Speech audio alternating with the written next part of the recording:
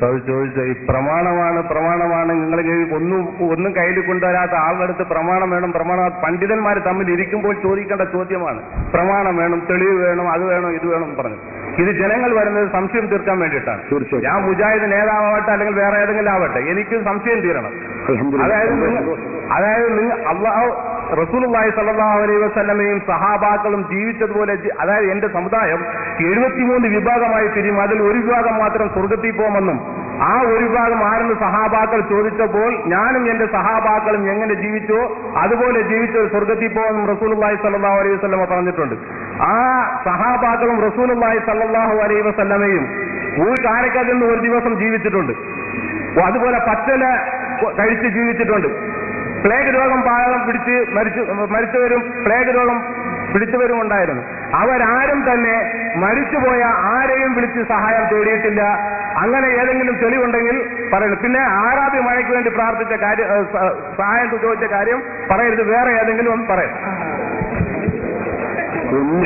ആദ്യം പറഞ്ഞാൽ പിന്മാറി. അത് നമ്മൾ അതാണ് ഞാൻ അതിനൊന്നും എന്തിനു ഇയാളെ ചോദ്യത്തിന് ഞാൻ മറുപടി പറഞ്ഞിട്ടില്ല. അത് ഞാൻ പറഞ്ഞല്ലോ, ചോദ്യത്തിന് ഞാൻ മറുപടി പറഞ്ഞിട്ടില്ല. അത് ഞാൻ പറഞ്ഞു. അതിന് മുമ്പ് എന്ന് പറഞ്ഞിട്ടാണ് ഞാൻ നേരത്തെ വിശദീകരണം തുടങ്ങിയത്. എന്തായിരുന്നു? അമ്പിയാക്കളോടും ഔലിയാക്കളോടും സഹായം ചോദിക്കാൻ പാടില്ലാതെ ഖുർആൻ പറഞ്ഞിട്ടുണ്ട്. ഞാനൊരു വാദം പറഞ്ഞു. അത് തെളിയാൻ ഞാൻ ആവശ്യപ്പെട്ടത് അതുകൊണ്ട് അത് തെളിയിക്കാൻ കഴിയില്ല. അത് പണ്ഡിതന്മാരോട് ചോദിക്കണമെന്ന് പറയും. പണ്ഡിതന്മാരോട് ചോദിച്ചിട്ട് മറുപടി കിട്ടിയിട്ടില്ല. പലപ്പോഴും ചോദിച്ചതാണ്, ഇതുവരെയും മറുപടി കിട്ടിയിട്ടില്ല. അപ്പൊ നിങ്ങൾക്ക് കഴിയുമെങ്കിൽ നിങ്ങൾക്കും തെളിയിക്കാമല്ലോ എന്നതുകൊണ്ടാണ്, നിങ്ങളെ ബുദ്ധിമുട്ടിക്കാൻ വേണ്ടി ചോദിച്ചതല്ല. അങ്ങനെ നിങ്ങൾ തെറ്റിദ്ധരിക്കരുത്. സംശയ ദൂരീകരണത്തിന് തന്നെയാണ്. വളരെ ആത്മാർത്ഥമായിട്ടാണ് ഞാനിത് പറയുന്നത്. നിങ്ങൾ തെറ്റിദ്ധാരണയിൽ അകപ്പെട്ടിട്ടുണ്ട്, അതിൽ നിന്ന് രക്ഷപ്പെടണമെന്ന ഉറച്ച വിശ്വാസത്തോടെ തന്നെയാണ് ഞാനിത് സംസാരിക്കുന്നത്. അതുകൊണ്ട് ഞാൻ പറയുന്നു, അപ്പൊ ആയത്തിൽ പറഞ്ഞത് അമ്പിയാക്കളോടും ഔലിയാക്കളോടും സുന്നികൾ ചെയ്യുന്ന, അതായത് ലാ ഇലാഹ ഇല്ലല്ലാഹു മുഹമ്മദ് റസൂലുള്ളാഹി എന്ന് വിശ്വസിക്കുന്ന സത്യവിശ്വാസി ആ അമ്പിയാക്കളും ഔലിയാക്കളും അടിമയാണ്, റസൂലാണ്, വലിയാണ് എന്ന് വിശ്വസിച്ചുകൊണ്ട് അവരോട് ചോദിക്കുന്ന സഹായാർത്ഥന അത് ഈ ആയത്തിന്റെ പരിധിയിൽ പെടുമെന്ന് നിങ്ങൾക്ക് പറയാൻ കഴിഞ്ഞിട്ടില്ല, തെളിയിക്കാൻ കഴിഞ്ഞിട്ടില്ല. ആയത്തിൽ അങ്ങനെ വിശദീകരണം അല്ലാതെ അങ്ങനെ ഒരു ഖുർആൻ പണ്ഡിതൻ പറഞ്ഞിട്ടില്ല. ഇതാണ് ഞാൻ പറയുന്നത്. അപ്പൊ ഇനി നിങ്ങളുടെ മൂന്നാമത്തെ ചോദ്യം, അല്ലെങ്കിൽ ആ ഇതിനുള്ള ഒന്നാമത്തെ ചോദ്യം എന്താണ്? അപ്പൊ നിങ്ങൾ പറഞ്ഞ വാദം നിങ്ങൾക്ക് തെളിയിക്കാൻ കഴിഞ്ഞിട്ടില്ല. അത് ഞാൻ ഒന്നുകൂടി അടിവരയിടുകയാണ്. എന്ന് പറഞ്ഞത് അല്ലാഹു അല്ലാത്ത ദൈവങ്ങൾക്ക് ആരാധിക്കുന്നതിനെ കുറിച്ചാണ് എന്ന് ഞാൻ നിരവധി തഫ്സീറുകൾ രേഖപ്പെടുത്തി നിങ്ങളോട് പറഞ്ഞു. അല്ലാഹു അല്ലാത്ത ദൈവങ്ങൾക്ക് ആരാധിക്കാൻ പാടില്ല, അതിൽ സുന്നികൾക്ക് തർക്കമില്ല, അതിനെപ്പറ്റി നമ്മുടെ ചർച്ചയുമില്ല. അപ്പൊ ഇനി നമ്മൾ അദ്ദേഹത്തിന്റെ ചോദ്യം, പ്രവാചകന്മാരും സഹാബത്തും ഇവിടെ ജീവിച്ചല്ലോ, അവരാരെങ്കിലും മരണപ്പെട്ടു പോയ മഹാന്മാരോട് അല്ലെങ്കിൽ മഹത്തുക്കളോട് സഹായം ചോദിച്ചിട്ടുണ്ടോ, അങ്ങനെ ചോദിക്കാൻ നിർദ്ദേശിച്ചിട്ടുണ്ടോ? ഇതാണ് അദ്ദേഹം പറഞ്ഞത്. ഉണ്ടല്ലോ, ഇഷ്ടം പോലെ. ഞാൻ തെളിവ് ഞാൻ പറയും, മറുപടി പറയുന്ന നേരത്തെ ഞാൻ പറയും.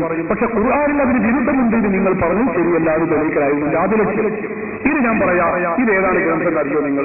ഇത് എവിടെ? 25 ബുക്ക് അല്ല, ഈ ബുക്ക് 25 പൈസ വിലയുള്ള ഇസ്ലാഹി പ്രസ്ഥാന ചരിത്രത്തിന്റെ ആമുഖം എന്ന ഈ പുസ്തകത്തിൽ ഇസ്ലാഹി പ്രസ്ഥാനത്തിന് വേണ്ടി വളരെ വിയർപ്പൊഴുക്കിയ വ്യക്തിയാണ് എന്ന് മുജാഹിദുകൾ തന്നെ പരിചയപ്പെടുന്ന വ്യക്തിയാണ് ഷൗക്കാനിയുടെ സ്വന്തം ഗ്രന്ഥമാണ് സുഹൃത്തുൽ സാക്കിരീൻ. ഈ ഗ്രന്ഥത്തിൽ അദ്ദേഹം പറയുന്നത് നോക്കൂ നിങ്ങൾ, 156, 57 പേജുകളിൽ ഷൗക്കാനി വളരെ വ്യത്യസ്തമായി രേഖപ്പെടുത്തിയിരിക്കുന്നു. എന്താണ് പറയുന്നത്? ഇദാ അസാബത്തുക്കും അർജത്തും ഹബീബ് മുഹമ്മദ് റസൂലുള്ളാഹി സല്ലല്ലാഹു അലൈഹി വസല്ലം തങ്ങൾ പറയുന്നു, അല്ലാഹുവിന്റെ ഇഷ്ടദാസന്മാരെ, എന്നെ സഹായിക്കണമേ എന്ന് നിങ്ങൾ വിളിക്കണമെന്ന് ഹബീബ് മുഹമ്മദ് റസൂലുള്ളാഹി അല്ലാഹുവിന്റെ റസൂല് പഠിപ്പിക്കാം. മതിയോ? ഇത് റസൂല് പറഞ്ഞതാണ്, റസൂലുള്ളാഹിയുടെ ജീവിതകാലത്താ. എന്നിട്ടോ ഇത് ഞങ്ങളെ മതമല്ല, ഇത് മുജാഹിദ് പ്രസ്ഥാനത്തിന് വിയർപ്പെടുത്തിയ ഷൗക്കാനി ഇതാ 125 വയസ്സിലെ ഈ പുസ്തകത്തിൽ വളരെ മഹത്വം പറഞ്ഞ വ്യക്തിയാണ്. ഈ ഷൗക്കാനി തന്നെ ഇതിനെക്കുറിച്ച് പറയുന്നത് എന്താണ്?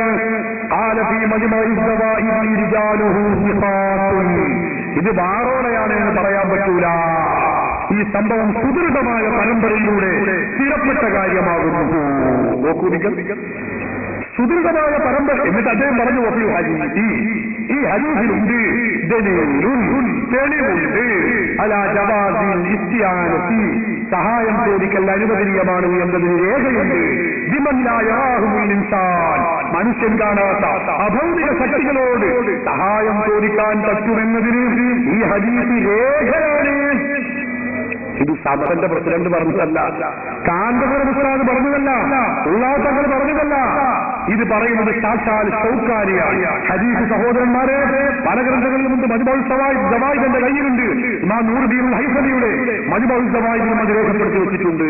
അപ്പൊ റസൂലുള്ളാഹി സ്വല്ലല്ലാഹു അലൈഹി വസല്ലം തങ്ങൾ പറഞ്ഞതാണ്, പഠിപ്പിച്ചതാണ്. അതുകൊണ്ടാണ് പൂർവികരായ മുസ്ലിമീങ്ങളൊക്കെ ഇത് ചെയ്തിട്ടുള്ളത്.